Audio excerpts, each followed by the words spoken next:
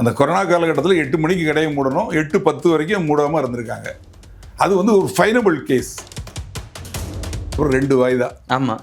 அந்த 2 வாய்தாவில் டாக்டர்கிட்ட அனுப்பிச்சு இவங்க மனநிலை எப்படி இருக்கு அப்படின்னு சொல்லி செக் பண்ணி சர்டிஃபிகேட் வாங்க சொன்னாங்க. அப்போவே எனக்கு தெரியும், அதாவது காசு போனால் சம்பாதிச்சிடலாம், நகை போனால் சம்பாதிச்சிடலாம், உயிர் போனால் கண்டிப்பாக. இப்போ நீங்கள் தூக்கு தண்டனைக்கு போகிறதுனால உங்கள் குடும்பம் நடுத்தரில் நிற்குது. இதில் அப்பீல் போக வாய்ப்பு இருக்கா அப்படி சார்? நிச்சயமாக போவாங்க. அதாவது இப்போ ஒரு தண்டனை கொடுக்கப்பட்டால் அடுத்த நாள் அனுப்புகிறாங்க, 2 பேருக்கு உடம்பு சரியில்லை இறந்து போகிற சமயத்தில் அப்போ கோயில்பட்டி சிகிச்சை அனுப்புகிறாங்க. இதை வந்து அவங்க முதலே செஞ்சுருக்கலாம். ஆமாம். சப் இன்ஸ்பெக்டராக இருந்திருக்கீங்க, என்னங்கிறது உங்களுக்கு தெரியும். இன்ஸ்பெக்டராகவும் இருக்கிறீங்க, அந்த ஸ்டேஷனுக்கு நீங்கள் தான் அதிகாரி, ஸ்டேஷன் ஹவுஸ் ஆஃபீஸர். அங்கே நடக்கக்கூடிய எல்லாத்துக்கும் நீங்கள் தான் பொறுப்பு. அதனால அவருக்கு 15 லட்ச ரூபா அவராக தான் போட்டிருக்காங்க. அதெல்லாம் ஓகே. இப்போ இவங்களுக்கு துணை போன இவங்கெல்லாம் என்ன பண்ணாங்க? இல்லை, அதான் சார் பல நாளாக இந்த கேள்வி இருக்குது. நீங்கள் சொன்ன மாதிரி அரசு மருத்துவர் எங்கே போனார், அந்த மாஜிஸ்ட்ரேட் அவர் பார்க்காம எப்படி சார் சைன் பண்ணியிருப்பாங்க? எப்படி சார்? அரிதிலும் அரிதான வழக்குகளில் வந்து இது மாதிரி தூக்கு தண்டனை கொடுக்கலாம் அப்படிங்கிறது உச்சநீதிமன்றத்தோட தீர்ப்பு.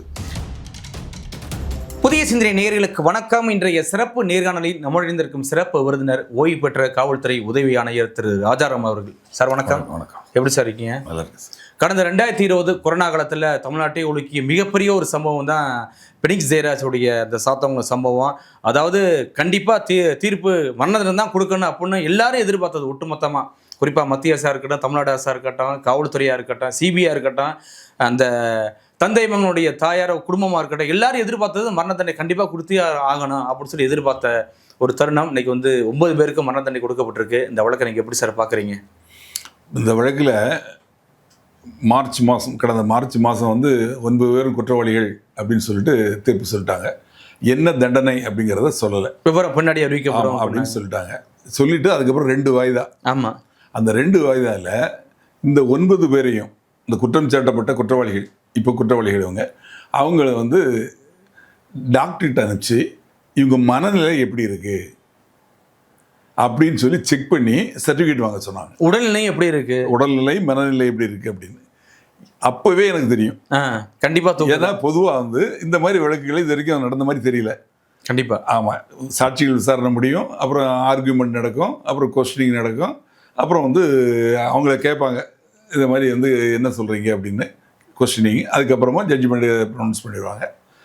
அந்த ஜட்ஜ்மெண்ட் கொடுக்குறதுக்கு முன்னாடி அவங்கள கேட்பாங்க, உங்களுக்கு இது மாதிரி குற்றவாளியை தீர்ப்பு இது பண்ணியிருக்கோம், நீங்கள் என்ன சொல்கிறீங்கன்னு கேட்பாங்க. அதுதான் நடக்கும். ஆனால் இதில் வந்து அவங்க ஹாஸ்பிட்டலுக்கு அறிவித்து சர்டிஃபிகேட் வாங்கினாங்க ஒன்று.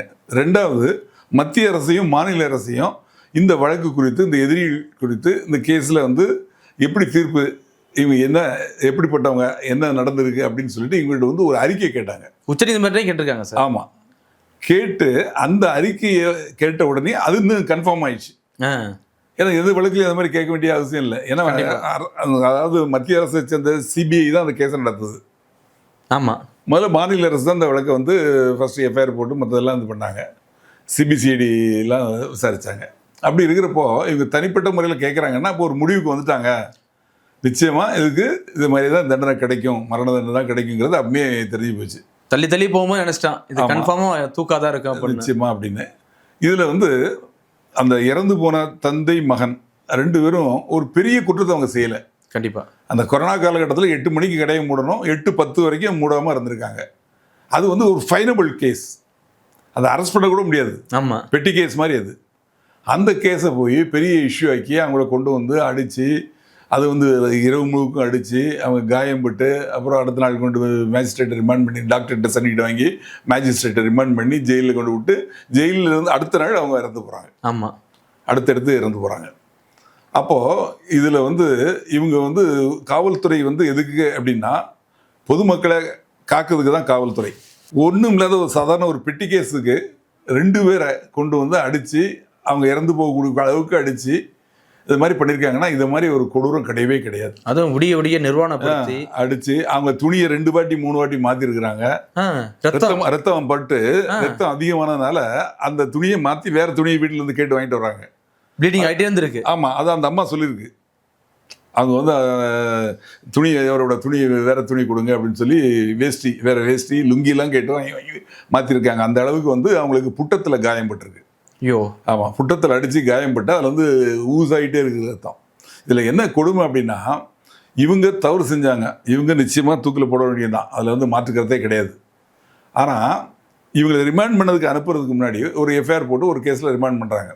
ரிமாண்ட் பண்ணுறப்போ மேஜிஸ்ட்ரேட்டுக்கு கிட்ட ஆஜர்படுத்துவாங்க. அதுக்கு முன்னாடி அரசு மருத்துவர்கிட்ட அனுப்பிச்சு அவங்க இவங்களை பரிசோதனை பண்ணி இவங்க நல்ல நிலைமையில் தான் இருக்காங்க, இவங்களுக்கு காயங்கள் இருக்கு இல்லை, காயங்கள் இருக்கு, அதுக்கு ட்ரீட்மெண்ட் பண்ணியிருக்காங்க, இந்த காயங்களுக்கு வேற இடத்துக்கு ட்ரீட்மெண்ட் பண்ணலாம்னு ரெஃபர் பண்ணலாம். ஆமாம், அந்த டாக்டர் வந்து இந்த காயங்கள் கடுமையான காயங்கள் இருக்குன்னா அவங்க பார்த்துட்டு இது மாதிரி கடுமையான காயங்கள் இருக்கு, அதனால ரெஃபர் டு ஜிஹெச் திருநெல்வேலி அப்படின்னு அங்கே ட்ரான்ஸ்ஃபர் பண்ணி விட்டுருந்தாங்கன்னா அங்கே போய் இருந்து ட்ரீட்மெண்ட் கொடுத்து அவங்க பழச்சிருப்பாங்க ஒரு வாய்ப்பு உண்டு கண்டிப்பாக.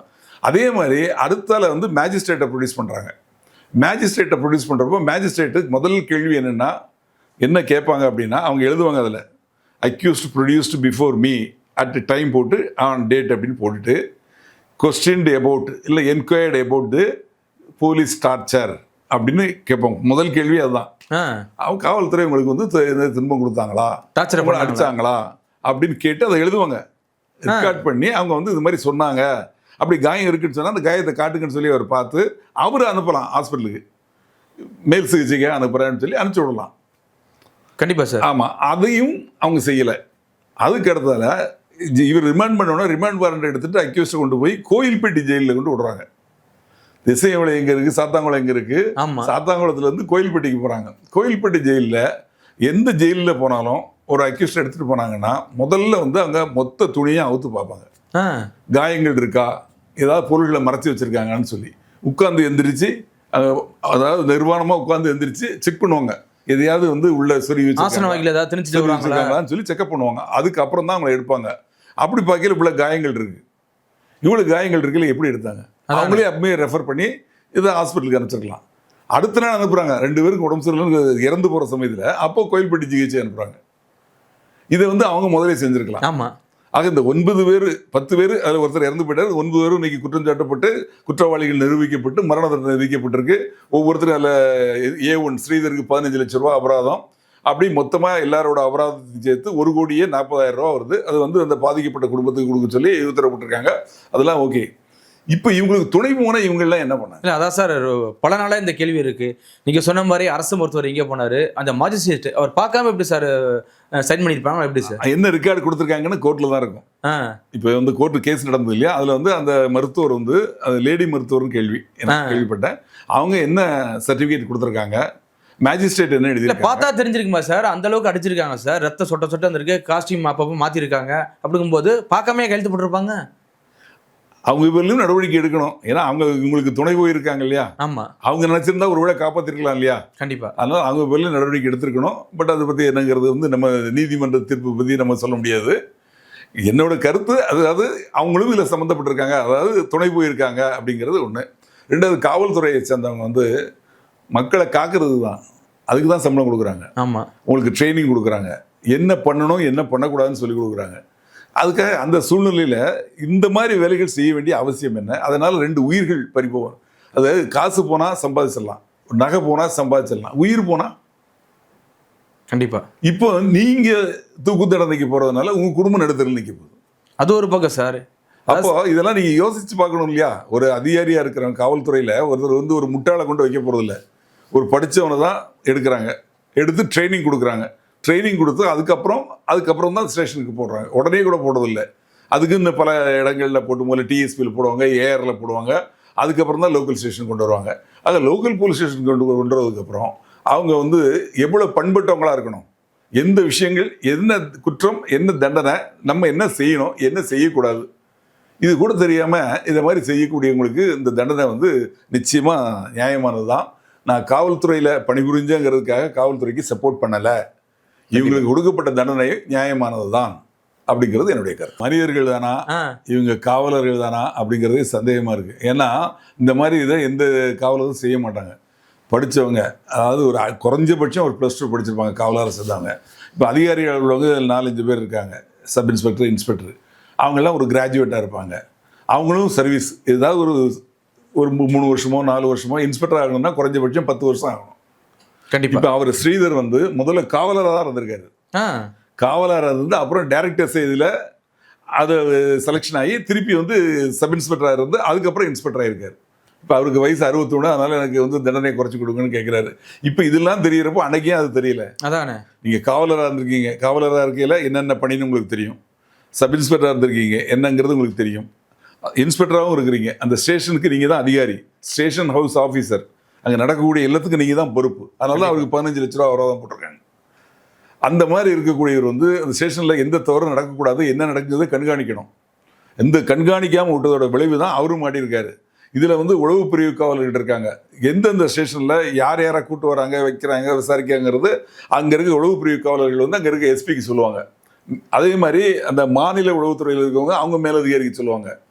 அவங்கெல்லாம் சொன்னாங்களா, அவங்களுக்கு தெரியுமா, தெரியாதா, என்ன ஆச்சு, எப்படி சொல்லாமல் விட்டாங்க அப்படிங்கிறதுலாம் இருக்கு. பல என்கொயரி இருக்கு இதுல சார். ஆமா, காவல்துறையை சேர்ந்தவங்க 3 பேர், ரேவதி, பியூலா அப்படின்னு 2 பெண்களும், பெண் காவலர்களும், ஒரு ரவிச்சந்திரன் ஒரு காவலரும் இதுல சாட்சி சொல்லியிருக்காங்க. அங்கேயே வேலை செய்யறவங்க. ஆமா.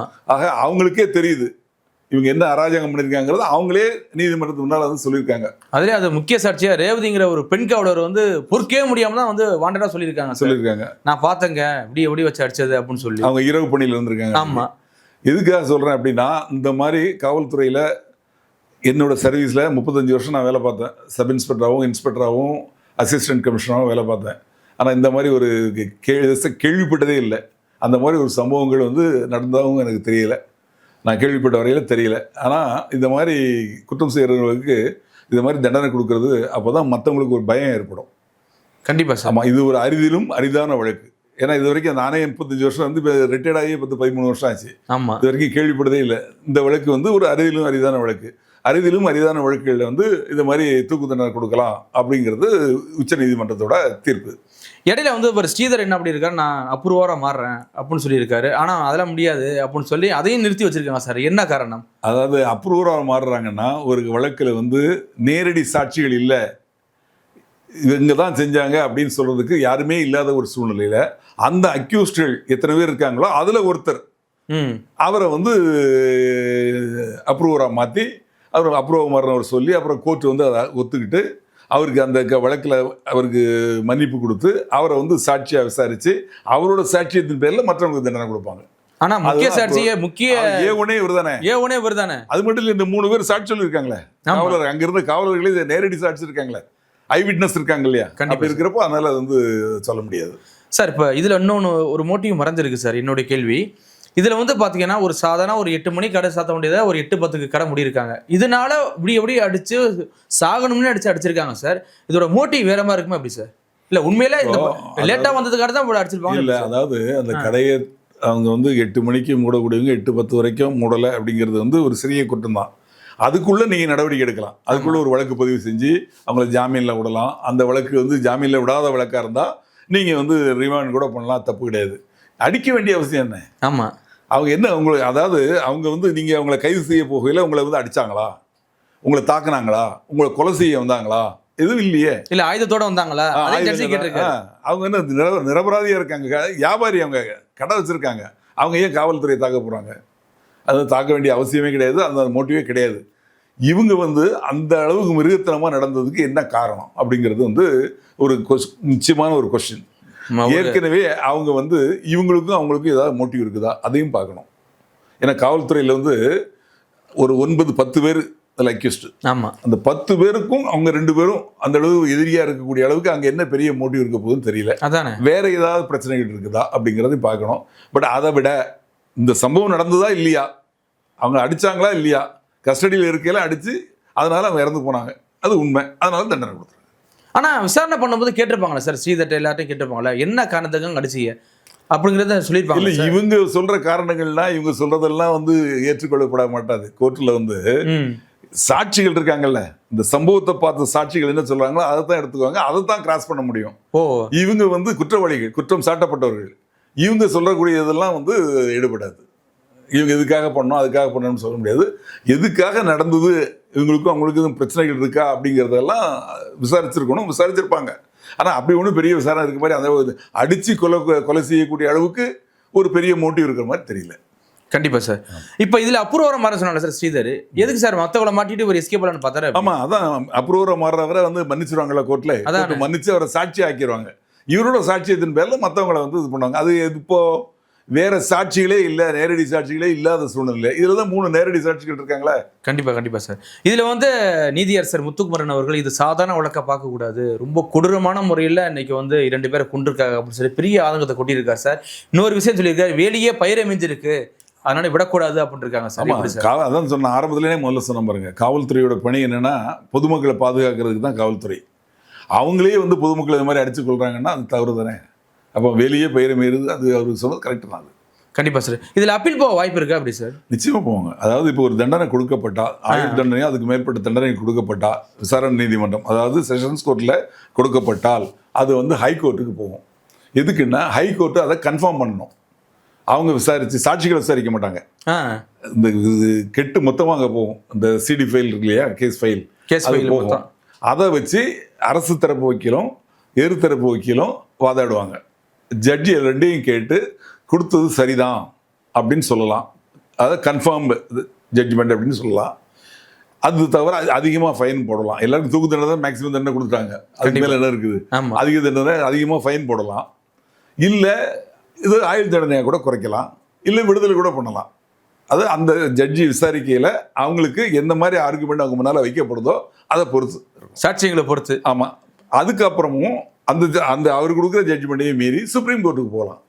ஒருவேளை சுப்ரீம் கோர்ட்டும் இதை கன்ஃபார்ம் பண்ணிட்டாங்க, மரண தண்டனை தான் கன்ஃபார்ம் பண்ணிட்டாங்கன்னா அதுக்கு அடுத்தால ஜனாதிபதிகிட்ட கருணை மனு போகலாம். ஜனாதிபதி கருணை மனு எடுத்துக்கிட்டு இவங்களுக்கு வந்து தூக்கில் போட வேண்டாம், எங்களை ஆயுள் சாகும் வரை உள்ளே இருக்கலாம் அப்படின்னு கூட தீர்ப்பு கொடுக்கலாம். கண்டிப்பாக சார். ஆமாம். இல்லை ஜனாதிபதி இவங்க கருணை மனு நிராகரிக்கவும் செய்யலாம். தூக்கு தண்டனை கொடுத்தது சரிதான் அப்படின்னா நிராகரிச்சிட்டாங்கன்னா திருப்பி தூக்கில் போடுறோம். கண்டிப்பாக சார். இவ்வளோ சாட்சியங்கள் இருக்குது பொது வழியில், அதுவும் கொரோனா காலத்தில் ஒட்டுமொத்த மீடியாவும் இந்த வழக்கை பற்றி தான் ஃபோக்கஸில் இருந்துச்சு. ஆனால் எதுக்கு சார் இவ்வளோ காலதாமதம்? கிட்டத்தட்ட 5 ஆண்டுகள் முடிஞ்சு 6 வருஷம் ஆக போகுது. இப்போ இவங்க இந்த 6 வருஷத்துலையும் அவங்க உள்ளதாக இருந்தாங்க, யாருக்கும் ஜாமீன் கொடுக்கல. அதில் தெளிவாக இருந்தாங்க. ஆமாம், அதில் உள்ளே இருந்தாங்க. ரெண்டாவது நம்ம நாட்டில் உள்ள சட்டங்கள், அதில் உள்ள அந்த சாட்சியங்கள் ஒன்று ஒன்றா இது பண்ணதில் கொஞ்சம் டிலே ஆகுது. அது வந்து நிர்பயா வழக்கில் கூட பார்த்தோம். இந்த 5 பேருக்கு தூக்கு தண்டனை கொடுத்தாங்க. அதில் ஒருத்தர் வந்து ஜெயிலே தூக்கு மாட்டி இறந்து போயிட்டார். மீதி 4 பேருக்கு தூக்கு தண்டனை நிறைவேற்றுறதுக்கு இது மாதிரி தீர்ப்பு கொடுத்ததுலேருந்து 7.5 வருஷம் ஆச்சு.